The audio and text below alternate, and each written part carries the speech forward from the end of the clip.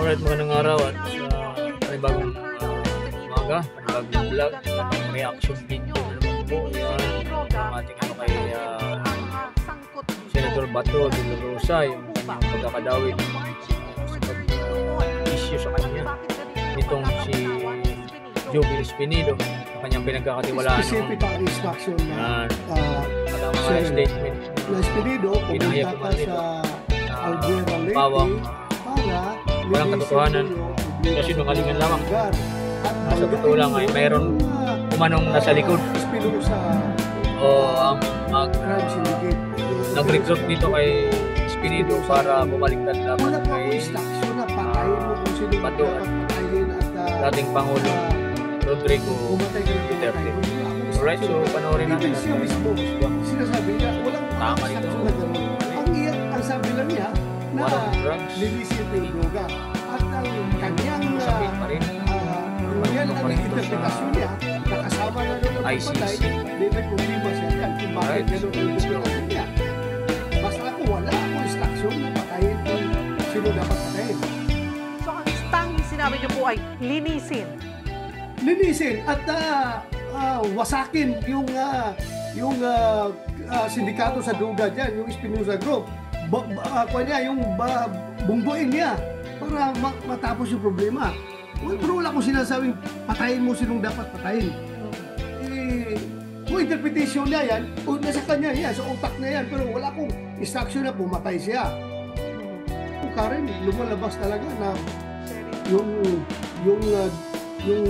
objective ng Quad Committee na yan ay talagang i-link yung Pogo, i-link yung AJK, i-link yung drug problem, at papunta talaga yan kay President Duterte. Dahil, alam mo, bakit ako nagtataka? If you can remember, 2016 ko nilagay si Espinido noon, hindi pa pamilyar yung term na Pogo. Wala pa yan, hindi pa yan sikat yung term na Pogo, hindi pa yan byword noon. Nagiging sikat na yung Pogo, itong later part na itong nagdaang mga taon na lang na maraming abuso na nangyari sa Pogo.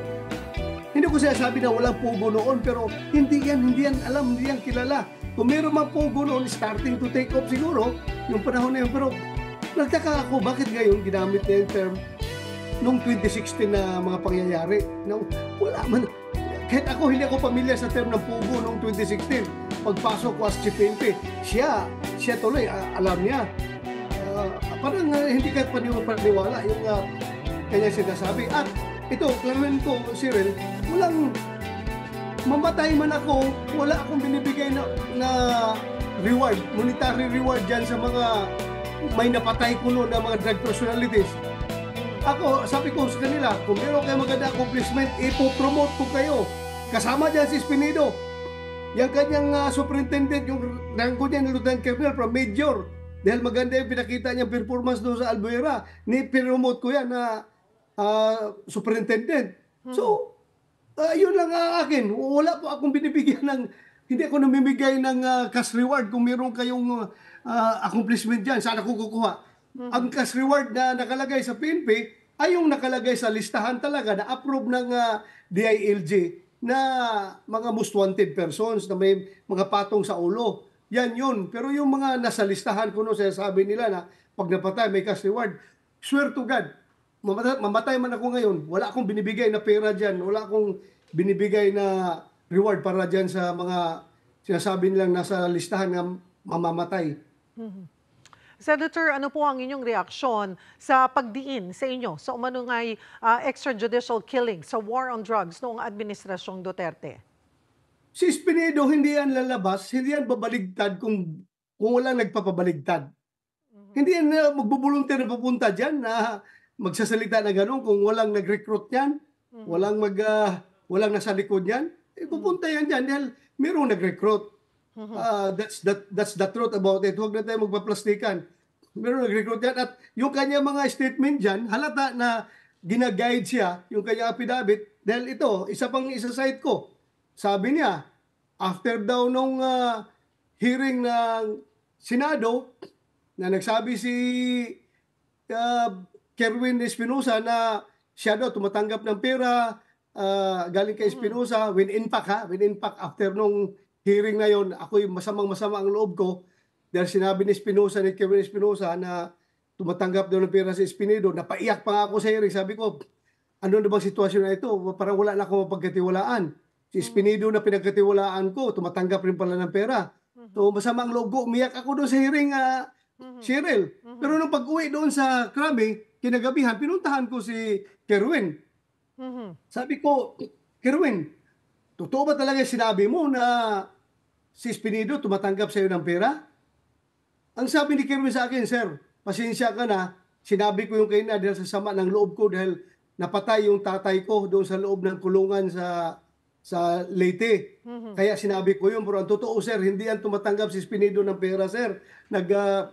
Tinitext ko yan kung may kailangan siya ng pera.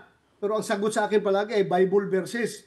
Tapos, hindi nasira yung aking pagkatiwala sa kanya. Ngayon, gumawa siya ng istorya na galit daw ako sa kanya dahil daw protector daw ako ni Kerwin Espinosa, galit daw ako sa kanya. Kaya from Albuera Leyte, pinadala, sabi ko daw sa kanya na right after daw the hearing, tinawagan ko daw siya, which is napakasinungaling. Tinawagan ko daw siya at sinabihan ko siya na pumunta ka sa asan kita doon sa Usami City. Tingnan natin yung tapang mo. Kasi gusto ko daw siyang mamatay doon. Ipapatay daw siya doon sa Usamis. Well, Espinedo, if you're listening right now, kung ako gustong mamatay ka, bakit pa kita tinatanong kung anong mga kailangan mo? Ipadala kita doon sa Usamis dahil nire-request ng gobernador doon dati na si Henry Waminal at yung mga mayor doon, pupunta sa opisina ko, nakailang balik yan. Nag-iusap nga, sir, baka pwede yung nangyari sa Albuera, sa peaceful lang Albuera, baka pwedeng gawin yun sa Usamis. Kasi grabe yung problema sa Usamis, sa droga talaga, sir. Hawak ng mga paruhinog. So sabi ko, Waminal, okay, sige. Hindi ko lang ma-remember kung sila nag-request kay Espinedo na dalhin doon or ako ang nag-offer sa kanila na okay, si Espinedo, ipadala ko dyan para ma-solve yung problema nyo dyan sa droga. So, pinadala ko si Espinedo doon. Ngayon, bago ko siya pinadala, tinanong ko, Espinedo, para matapang ka doon at mababanggain mo yung malaking sindikato doon, anong kailangan mo? Sabi niya, sir, wala kaming mga baril, sir. Yung mga police doon, walang issue na long firearms.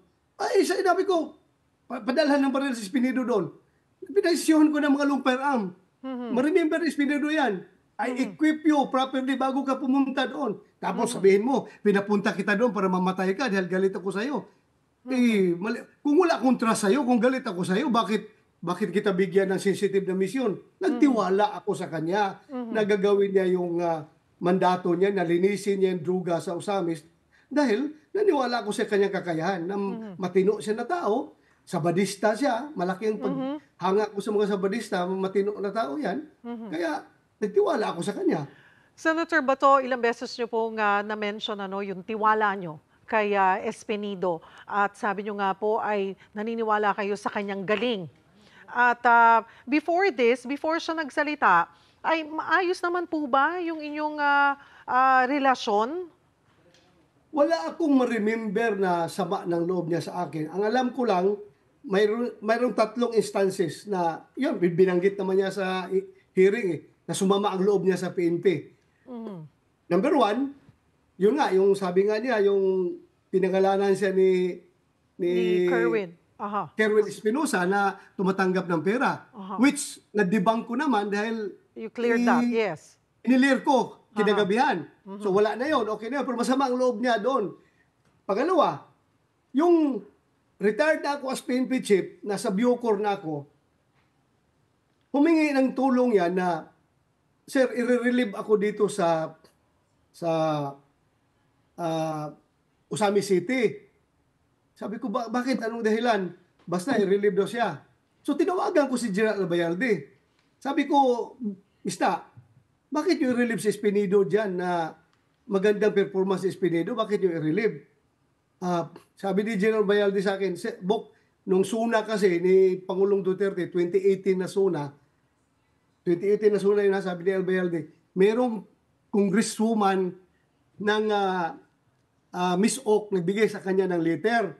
At itong letter na kalaman noon, copy furnace lang siya. Address talaga kay General Anyo, SILJ, na pinirmahan ng mga negosyante ng Usami City. Nagsabi na pinipetisyon nila na paalisin si Espinido doon dahil sobra-sobra na daw ginawa, nag-abuso na daw, yung kumukuha na daw ng mga construction materials na hindi nagbabayad. At kapag sinisingil, ay nagagalit daw. Kaya takot pa sila. So, pirmado yung sulat na yun. Sabi ni Albayalde, pirmado ng mga negosyante. At sabi niya, sabi ko, Bok, baka babalik yan, mabubuhay yung paruhinog na drug group dyan kung tanggalin nyo si Espinido. Sabi ni Albayalde, Bok, may clearance na ito kay SILG Anyo. Kasi si Secretary Anyo pinadalhan ng letter. Sabi ko, Bok, baka pwedeng kausapin mo na yung mga kwan doon, mga negosyante ng Usami City na nagreklamo na pagbigyan na muna tayo, ipatuloy mo na sa Espinido dyan dahil baka nga babangon yung mga paruhinog. Sabi naman ang resulta ng usapan yun, hindi natuloy yung relief ni Espinido. Hindi natuloy yung relief niya. So, andun siya. Yung pangatlong galit niya, yung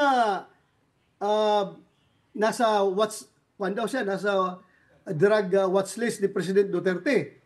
Well, yung watch list na yan, hindi ko alam. Hindi ko alam kung paano siya nakarating sa watch list noon. Basta nandyan daw siya sa watch list. At yung dinideliberate yung kiniklear yung kanyang pangalan. So, sabi ko, kung yan ang rason niya, bakit niya sabihin? Ang sama ng loob ko, dahil sabihin niya na PNP ang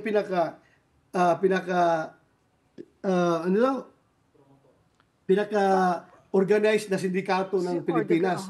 That's very unfair. That's very unfair. That's very uncalled for. Iba niya sabihin na yung sweldo niya tinatanggap sa PNP na ginagamit niya pagpapakain sa kanyang mga anak ay galing sa sindikato? Ay hindi ko matanggap-tanggap yung statement niya. That's very sweeping. I feel bad. It breaks my heart to hear that statement coming from a active police officer na naka-uniforme pa sa hearing, naka-uniforme pa, sabihin niyang gano'n. Malungkot ang kapulisan dyan sa sinabi niya. Kung galit siya sa mga opisyal na kung kanino siya nagtampo, dapat doon niya ibuntong yung kanyang galit. Huwag niyang lahatin ng PNP na pinakamalaking sindikato ng Pilipinas ang PNP. Opo. Masama po yan. Senator Bato, sabi niyo po ay hindi naman pupunta dyan sa Kongreso si Espinido nang walang nagre-recruit sa kanya. Sino po kaya yon ang nag-utos sa kanya magsalita?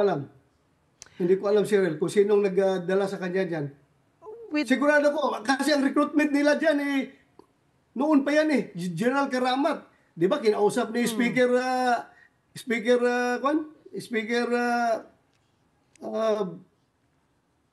Romualdez. Romualdez. Opo. Doon sa bahay nila.